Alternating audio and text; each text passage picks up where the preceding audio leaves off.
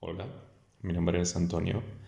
En este video te voy a explicar un poco sobre lo que la ley nos dice sobre los trabajadores domésticos, cómo se les debe tratar, cuáles son las responsabilidades, obligaciones, todo eso. El presente video se realiza para culminar con la clase de sistemas y procedimientos de costos.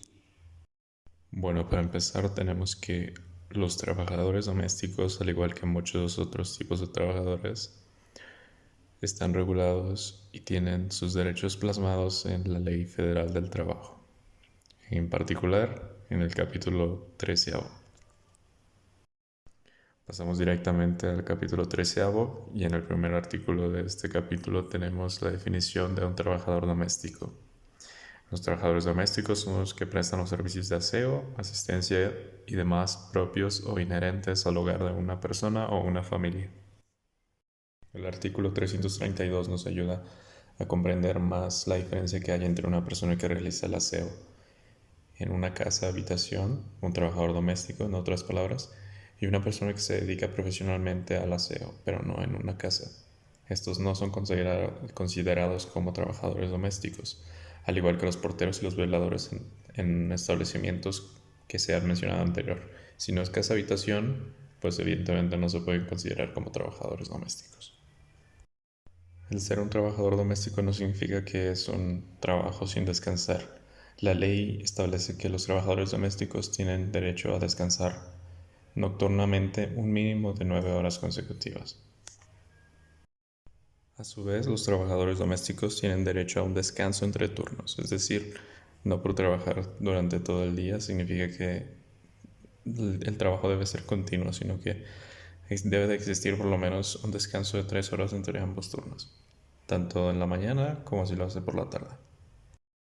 Ahora bien, vamos a pasar al color verde. ¿Qué comprende la retribución de un trabajador doméstico?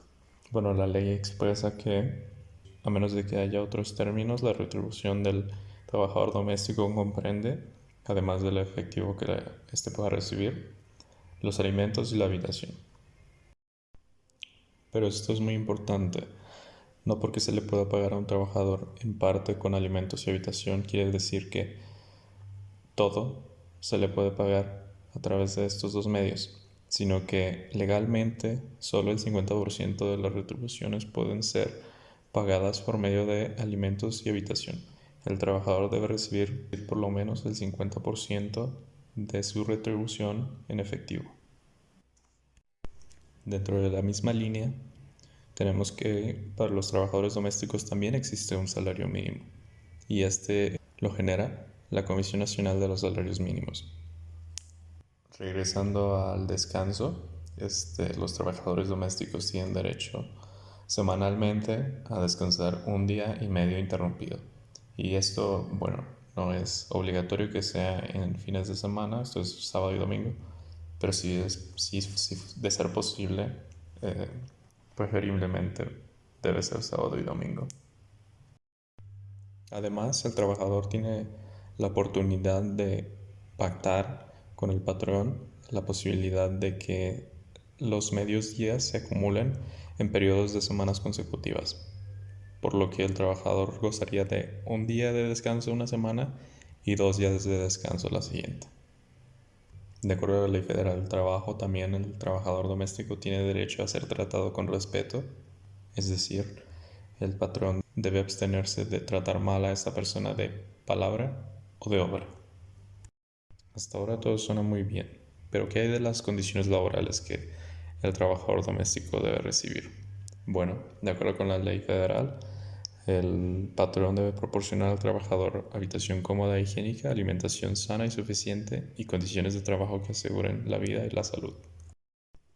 A su vez, el patrón debe instruir al trabajador doméstico sobre las labores que se llevaron a cabo, el tiempo, la forma, etc. En caso de enfermedad, el patrón deberá pagar al trabajador doméstico el salario que corresponda hasta por un mes. Ese en el caso de que la enfermedad no sea grave. Pero ¿qué pasa si el trabajador doméstico presenta otro tipo de enfermedades? Por ejemplo, si la enfermedad no es crónica, El patrón debe proporcionar asistencia médica entre tanto se logra su curación, o sea, hace cargo del trabajador algún servicio asistencial. Y en caso de que la enfermedad sea crónica y el trabajador haya prestado sus servicios durante 6 meses, por lo menos, proporcionarle asistencia médica hasta por 3 meses, o antes, si se hace cargo del trabajador algún asistencial. Incluso si muere el trabajador, pues el patrón debe de hacerse cargo de los gastos que se puedan incurrir para el sepelio. Puede parecer que la ley solo regula las responsabilidades y las obligaciones del patrón, pero no. También en el artículo 340 se establecen algunas de las responsabilidades que tiene el trabajador doméstico, como guardar al patrón, a su familia y a las personas que concurran al hogar donde se prestan sus servicios, consideración y respeto, y poner el mayor cuidado en la conservación del menaje de la casa.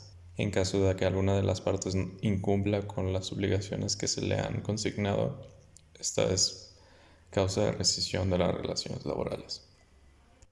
En caso de que el trabajador doméstico deba retirarse o desea retirarse, este deberá informar al patrón con por lo menos 8 días de anticipación. Finalmente, el patrón puede terminar su relación laboral dentro de los 30 días laborales siguientes a la iniciación del servicio o en cualquier punto de la relación laboral, siempre y cuando al trabajador doméstico se le pague la indemnización que le corresponda.